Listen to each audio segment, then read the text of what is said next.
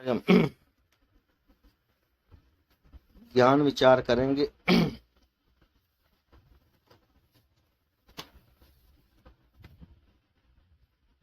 हमारे जीवन में ज्ञान की जरूरत क्यों है?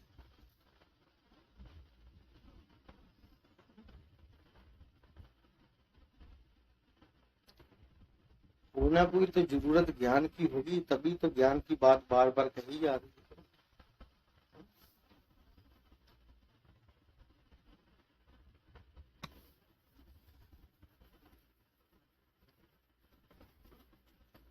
क्यों हमारी मांग हुई कि हमें जो जीवन में ज्ञान सुनना चाहिए? क्योंकि उसके पीछे का जो लक्ष्य है ना, जो जिसे उद्देश्य कहा जाता है, वो यही है कि हम सब लोग जितने भी हैं जीवन में चाहते हैं कि सुख जो है सदा बना रहे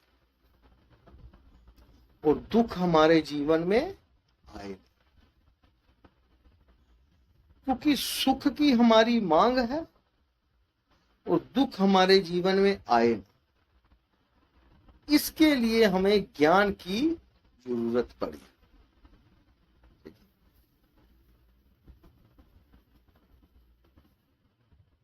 अब मान लिया जाए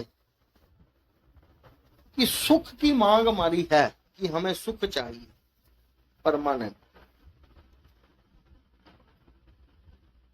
तो सुख जो है उसकी मांग अंदर से उठी है कि बाहर से उठी? अंदर से उठी। अब बाहर से तो सुख की मांग उठी नहीं।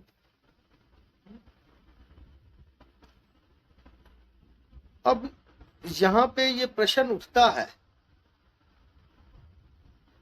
कि अगर मांग अंदर से है सुखी रहने की या सदा सुख मिलता रहे,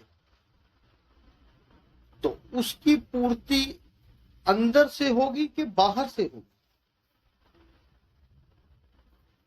तो इसका अर्थ ये हुआ कि जहां से इसकी मांग उठी है ना, जहां से इसकी, वहीं पर इसकी मांग की पूर्ति होगी।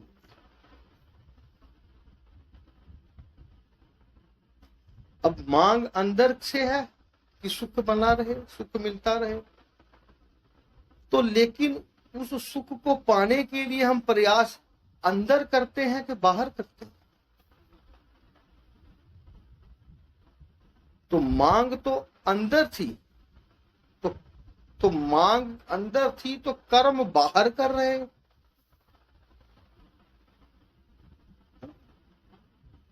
तो जहां उसकी मांग है उसकी पूर्ति वहीं पर होती है। अच्छा, मान लिया जाए धुआं कहां पर होता है?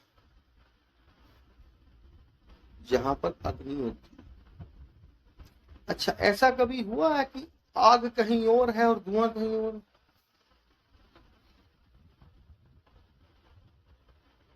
तो इसका अर्थ है कि जहां धुआं है, यहां से धुआं उठ रहा है, यहां से धुआं, तो आग वहीं होगी। तो इसका अर्थ ये है कि जहां से हमारी मांग उठ रही है ना, जहां से हमारी मांग, उस मांग की पूर्ति भी वहीं पर ही जा। तो इसका अर्थ ये हुआ कि मांग हमारे अंदर से है सुख की, तो उसकी पूर्ति भी जो है अंदर से होगी। अब ये जो मांग है, ये मांग किसकी है? साधु की, सन्यासी की, चोर की, सब की। इसका मतलब अमीर गरीब, हिंदू मुसलमान सिख ईसाई, किसी भी धर्म से संबंधित हो, उन सब की मांग एक जैसी, उन सब की मांग अलग नहीं है कि अलग अलग मांग है, एक ही है। उस मांग की पूर्ति के साधन अलग अलग हो सकते हैं, मांग की पूर्ति के साधन अलग अलग हो, पर मांग सबकी एक ही। अच्छा, अब यहां पे थोड़ा सा एक विचार कीजिएगा।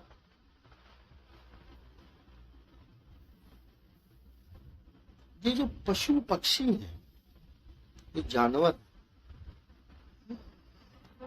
ये जो पशु पक्षी जितने भी जानवर हैं, इनकी क्या मांग है? तो इसका अर्थ है कि ये पशु पक्षी जानवर भी सुख ही चाहते हैं। तो हम मनुष्य जीवन, जिसको मनुष्य शरीर जिसको मिला, वो भी सुख ही चाहता है।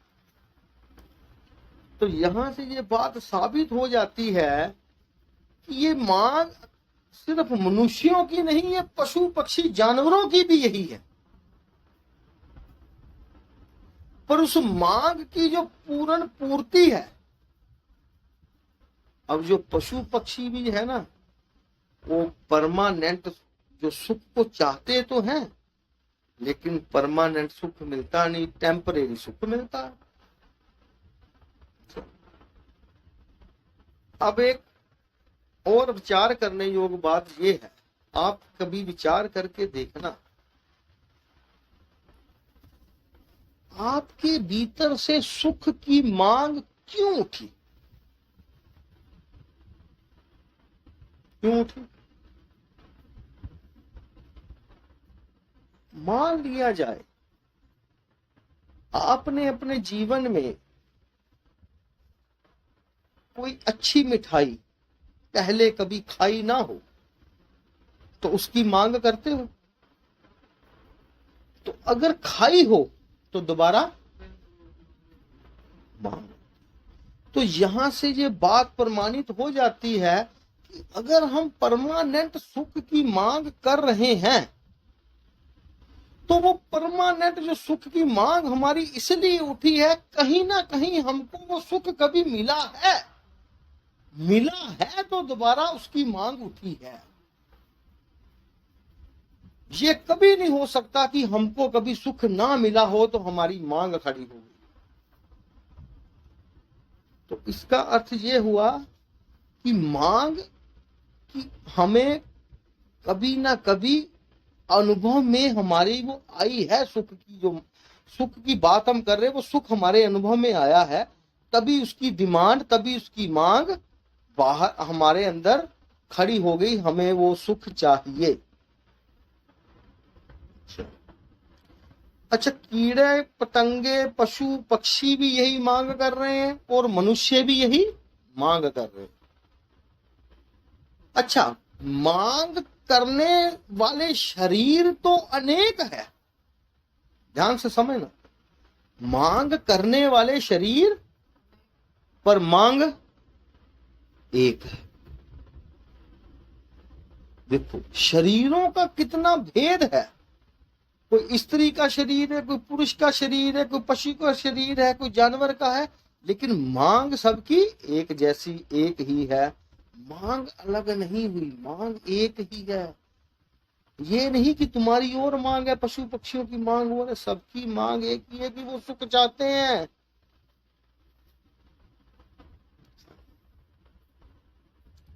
अब आपने सुना होगा कितने लाख जोनियां हैं, तो इसका मतलब 84 लाख जोनियां की मांग यही है।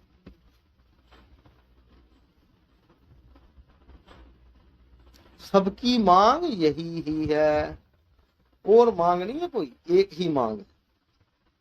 अच्छा, तो इसका मतलब मांग एक है। आपने सुना होगा कि मनुष्य देह बहुत दुर्लभ है, उसको क्यों कहा गया? क्योंकि जो 84 लाख योनियों में उसकी मांग है ना, जो वो 84 लाख योनियों में जो उसकी मांग है, वो जो मनुष्य देह में आता है, तो उस मनुष्य देह में ही जो परमानेंट सुख की जो मांग है, वो उसकी पूर्ति हो जाती है। और किसी जूनी में भी ये मांग की पूर्ति जो है ना होती, तो सिर्फ मनुष्य शरीर में ही उस मांग की पूर्ति हो सकती है। इसीलिए आपने सुना होगा, इस पौड़ी से जो नर चूके आवन जावे, कहते हैं ना कि इस मनुष्य शरीर की पौड़ी से जो चूक गया तो फिर किस में पड़ेगा, 84 में फिर जाएगा। क्योंकि यही मनुष्य शरीर में ही आपको विवेक मिला है जिससे आप समझ सकते हो। अच्छा, पशु पक्षी और मनुष्य में अंतर क्या है ये बताओ। तो इसका मतलब सिर्फ एक विवेक ही है जो मनुष्य के अंदर है, जो पशु पक्षियों के अंदर नहीं है। तो इसका मतलब जितने भी पशु पक्षी जानवर घर बनाते, बच्चे संसार में पैदा करते, अपनी शादी जो भी करवाते हैं, क्रियाक्रम जो भी उनके चलते हैं, इधर मनुष्य के भी वही चलते हैं। पर अब ये देखो, मनुष्य में अकेला सिर्फ एक विवेक ही अलग से है। उस विवेक के द्वारा ये जान सकता है, उस विवेक के द्वारा कि ये मैं जो परमानेंट सुख की जो मांग कर रहा हूं वो कैसे पूरी होगी। तो जो विवेक कहा कि विवेक है, तो इसका अर्थ क्या हुआ कि परमानेंट की पूर्ति के लिए फिर हमारा विवेक जागना जरूरी है कि नहीं। तो अब आप विचार कीजिए कि विवेक को जगाने के लिए क्या प्रयास किया जाए तो विवेक जागता। तो इसका अर्थ हुआ कि विवेक को जगाने के लिए हमें सत्संग सुनना पड़ेगा, क्योंकि सत्संग सुनेंगे तो सत्संग सुनने से हमारा विवेक जो है वो जाग जाएगा। वो विवेक जाग जाएगा कि नहीं। अच्छा, बिना सत्संग के जाग जाएगा, तो इसका मतलब फिर सत्संग की कितनी बड़ी महिमा हुई। तो उन्होंने कहा बिन सत्संग विवेक न होई। अच्छा, मान लिया जाए कि किसी को आप प्रश्न करते हो कि बड़ा दुख लगा, मुझे इस चीज से विराग हो गया है, या मैं इस चीज, ये मुझे चीज अच्छी नहीं लगती है। तो कई बार हमारे जीवन में दुख की घड़ी आ जाती है तो हम सोचते हैं कि इस चीज से हमें विराग हो गया। जो बिना ज्ञान के जितना भी वैराग्य होता है ना, वो नकली वैराग्य होता है, वो नकली। अब ये कैसे बात साबित हो वो भी सुन लीजिए।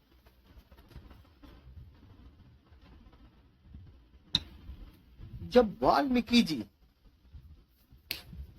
चोरियां करते थे, डाका डालते थे, तो नारद जी ने उनको ये ज्ञान दिया ना कि तू जो जिसके लिए कर रहा है, इस कर्म का जो भुगतान देने के लिए जिसके लिए कर रहा है, वो तुम्हारे उसमें हिस्सा लेंगे, भागीदार है उस कष्ट में, दुख के। तो जो परिवार में पूछने के लिए गया तो उसको जब उसने जवाब उत्तर लिया कि किसी ने कहा हम नहीं लेंगे उसका हिस्सा तुम्हारे उस भुगतान का, तो ये बताइए कि कितना समय लगा विराग्य होने में, कितना समय लगा। इसका मतलब समझने के बाद विराग्य होता है, बिना समझने के तो आज तक किसी को वैराग्य हुआ ही नहीं।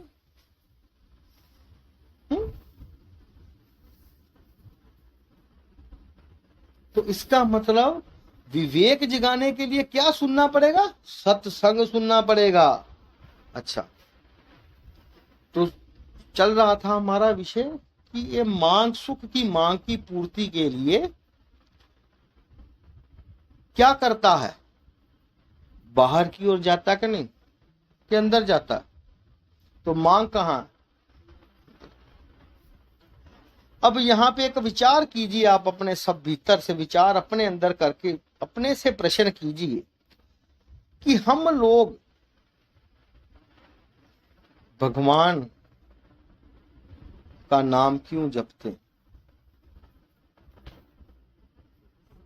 कुछ चाहिए, सुख चाहिए। मंदिर में क्यों जाना था? सुख चाहिए। मंदिर मस्जिद में जाना था, सुख चाहिए। गुरुओं के पास जाना था तो क्या चाहिए? इसका मतलब जितने भी तुम पूजा पाठ कर्म कांड जितने भी करते हो ना, उन सब का मूल उद्देश्य, मूल लक्ष्य जिसे कहा जाए, वो निकल करके क्या आ रहा है? सुख चाहिए। अब आप ये विचार कीजिए कि जो सुख तो चाहिए, तो सुख की पूर्ति के लिए, सुख की पूर्ति के लिए जो हम बाहर के कर्म कांड कर रहे हैं, क्या वो बाहर के कर्म कांड से हमारी उस परमानेंट सुख की पूर्ति हो रही है? हो रही है जी। बाहर के कर्म कांड करने से जो परमानेंट सुख आप पाना चाहते हो, वो परमानेंट की सुख की पूर्ति आपकी हो रही है? अच्छा, आपकी कभी हुई है? परमानेंट सुख की बात करो, नहीं हुई। तो इसका अर्थ क्या हुआ कि कर्म उपासन तो हमने बहुत बहुत भारी कर लिए, जप भी किया, तप भी किया, अनुष्ठान भी किए, चलिए भी किए, नंगे पांव मंदिर में भी गया, मस्जिद में भी गया, पर जो हमारी मांग जहां खड़ी थी वो आज भी वहीं की वहीं खड़ी पड़ी है। वो क्यों खड़ी पड़ी? क्योंकि जहां से वो मांग उठी है, जहां से वो मांग उठी है, वहां पर हम अभी नहीं पहुंचे। अगर जहां से मांग उठी है वहां पर तुम पहुंच जाओ तो तुम्हारी मांग की पूर्ति हो जाएगी। तो हमारे मांगों की पूर्ति क्यों नहीं हो रही? हाँ, क्योंकि हमारी जो है सुख की मांग कभी पूरी नहीं हुई है। तो उस सुख की पूर्ति के लिए जितने भी कर्म कांड जप तप तो अपने तरफ से प्रयास करता है, वो परमानेंट पर सुख मिलता नहीं। अच्छा,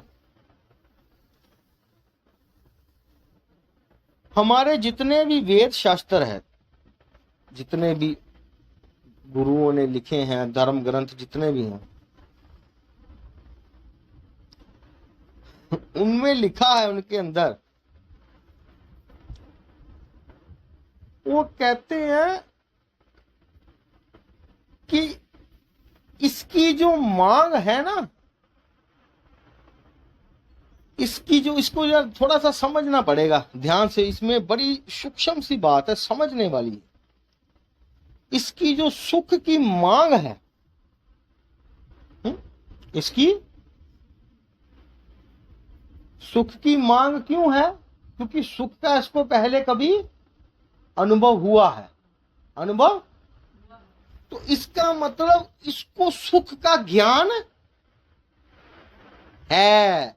क्योंकि सुख का ज्ञान है तो आगे सुख की मांग कर रहा है। सुख का ज्ञान है, सुख का अनुभव है, सुख की नॉलेज है, वो उसके अनुभव में कभी आया है, तभी उसकी मांग दोबारा खड़ी उसकी हुई है। तो उसकी पूर्ति के लिए उसने सारे कर्म कांड करने शुरू कर दिए। अब मांग उसकी गलत नहीं है। मांग उसकी गलत क्यों नहीं है? क्योंकि उसके अनुभव में आया है, उसकी नॉलेज में है, उसके ज्ञान में है। मांग तो उसकी सही है, पर मांग की पूर्ति कैसे होगी, या मांग उसकी कब पूरी हुई, क्या करने से हुई, कैसे हुई, ये उसकी स्मृति से विस्मृत हो गया है, वो भूल गया। तो सत्संग ये क्यों कहा गया है कि सत्संग के माध्यम से, ज्ञान के माध्यम से आपको वो स्मृति दिलानी है। क्या दिलानी है? स्मृति ये दिलानी है। अगर एक और मैं आपसे प्रश्न पूछता हूं ध्यान से सुनिए आंखें खोल करके, ये बड़ी सूक्ष्म बात है जो मैं अभी बोलने लगा, ये बड़ी समझने वाली। जो आपको सुख का अनुभव हुआ या आपको सुख का भीतर से ज्ञान हुआ, क्या करने से हुआ?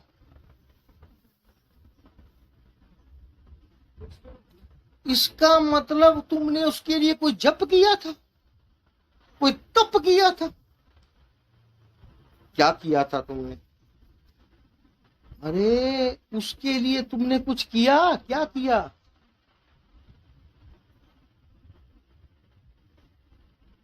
वो बिना किए ही तुम्हारे अनुभव में है।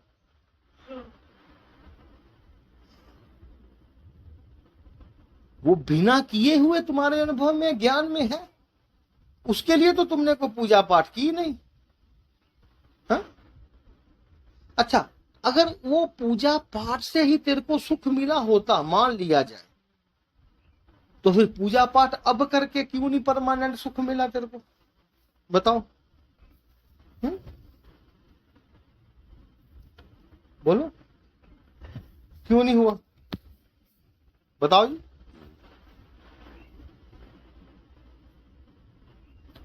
बाहर करने से हुआ? तो वो क्या करने से हुआ? तो कहते आप पे आप निरंजन सोए। वो तो कहते स्वतः ही घटित है। जो स्वतः ही घटित है तो उसको करके पाना चाहता है।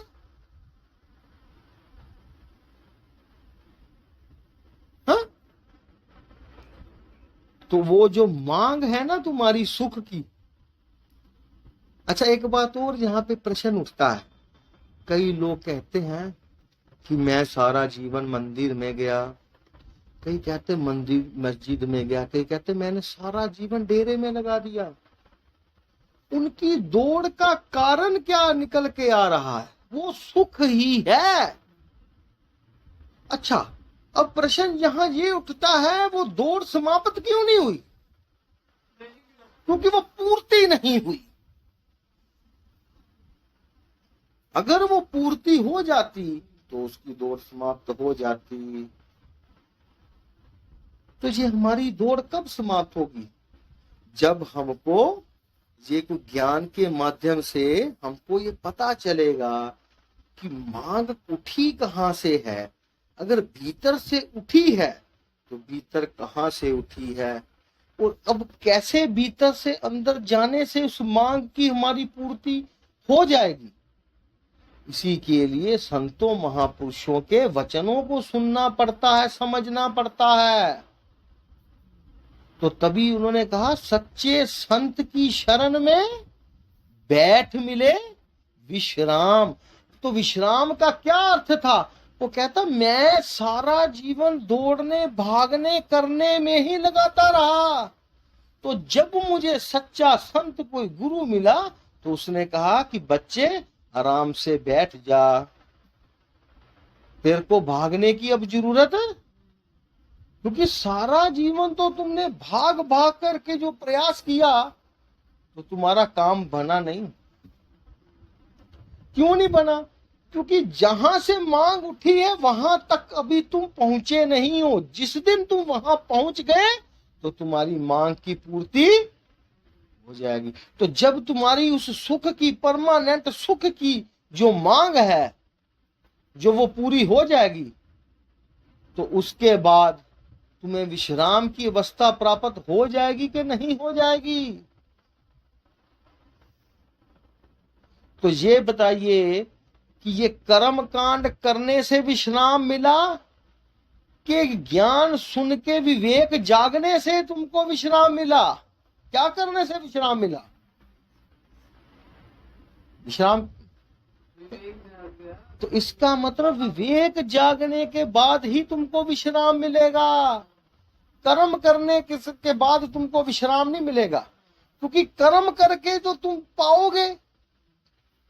कर्म करके तुम जो चीजों को, वस्तुओं को पीछे भाग रहे हो, तो उसमें वो परमानेंट सुख है नहीं। तो तुम समझते हो कि बाहर संसार की चीजों से मुझे परमानेंट सुख मिल जाएगा, तो बाहर संसार की वस्तु में परमानेंट सुख नहीं है। ठीक है, तो आज हम यहाँ तक ही विचार करेंगे, तो आगे इसको और विस्तार से शेष आपको आगे सत्संग में आपको ज्ञान चर्चा सुनाएंगे। ठीक है जी, चलो धन्यवाद।